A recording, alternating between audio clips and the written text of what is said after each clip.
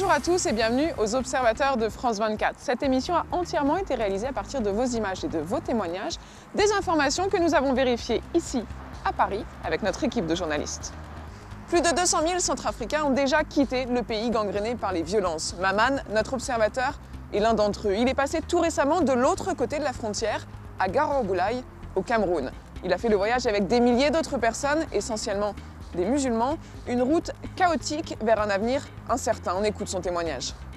On était arrivé, c'était un contingent de presque de 125 véhicules. Et c'était extrêmement difficile. On était sous escorte même de la MISCA, précisément de l'armée burundaise. Il y avait eu même des tirs lorsqu'on était à la sortie même de la ville de Yaoundé. Il y avait eu des morts et il y avait eu également des bébés dans mon véhicule qui étaient étouffés. Les gens se bousculaient même dans le véhicule pour se mettre à l'abri même des balles. Et puis certains même piétinaient les bébés et on les a enterrés même au cours du chemin. La population camerounaise nous a accueillis à bras ouverts. Donc ils nous ont donné des couvertures et également certains vivres. On dort à ciel ouvert et puis il y avait des femmes et des enfants. Et là, présentement, je me retrouve sans famille. J'ai presque tout laissé, mes documents et autres. Ils ont saccagé ma chambre. Je compte retourner si la paix revienne et puis si la situation se stabilise. Mais le problème est que présentement, ce qui est inquiétant, les gens ont perdu beaucoup plus leur famille. C'est-à-dire que c'est l'esprit même de vengeance qui gagne l'esprit même de certains réfugiés d'entre nous. Ils sont totalement découragés et d'autres veulent présentement même rentrer sur place, même se battre. L'insécurité est galopante en Égypte et le patrimoine culturel du pays n'est pas épargné par les violences. Il y a quelques semaines, une bombe a explosé au beau milieu du Caire et a endommagé plusieurs œuvres d'art du musée des arts islamiques.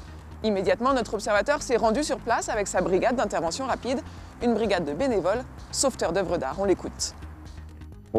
À ma connaissance, c'est la première brigade du genre en Afrique, dans le monde arabe et le Moyen-Orient. En janvier, nous avons commencé à monter la première équipe égyptienne capable d'assurer des formations dans le domaine de l'intervention rapide sur le patrimoine culturel. Cette formation avait lieu au moment de l'attentat contre le musée des arts islamiques. Nous sommes donc intervenus. Nous avons commencé par recenser les pièces endommagées et évaluer les dégâts.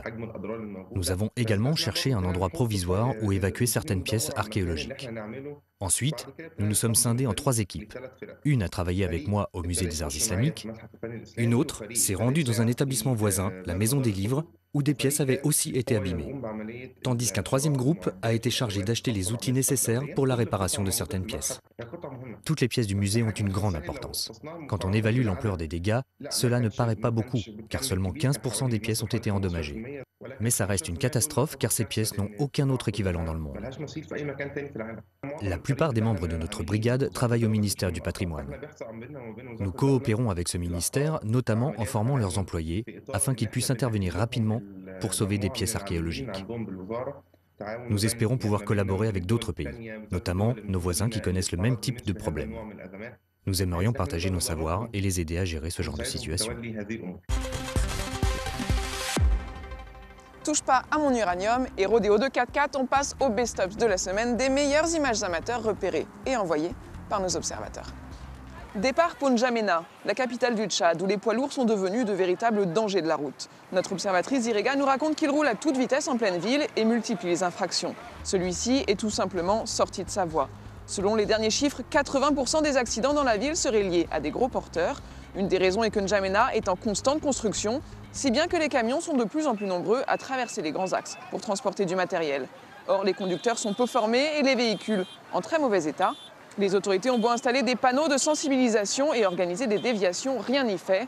La population s'impatiente à mesure que les accidents mortels se multiplient.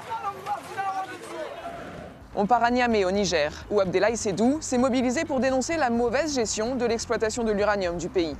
Les autorités nigériennes sont actuellement en négociation avec le géant français Areva sur le taux d'imposition des ressources minières. Et les organisations locales en profitent pour demander des comptes aux 2 pays. L'uranium représente 70% des exportations du Niger, mais seulement entre 4 et 6% du budget de l'État. C'est trop peu pour les manifestants qui se demandent où va l'argent. Et pour eux, ces revenus doivent profiter à la population en étant réinjectés dans l'agriculture, la santé et l'éducation. En Arabie Saoudite, les rodéos urbains dans des 4x4 rugissants sont très appréciés des jeunes, mais le plus souvent, c'est sur les routes que ça se passe, pas dans un parc naturel. C'est pourtant bien ce qui a lieu sur cette vidéo envoyée par nos observateurs.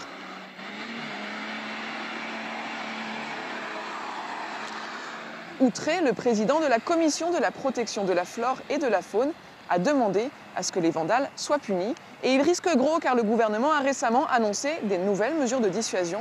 Les amateurs de courses en plein air risquent désormais des sanctions allant d'une amende de 2 000 € à une peine de 5 ans d'emprisonnement.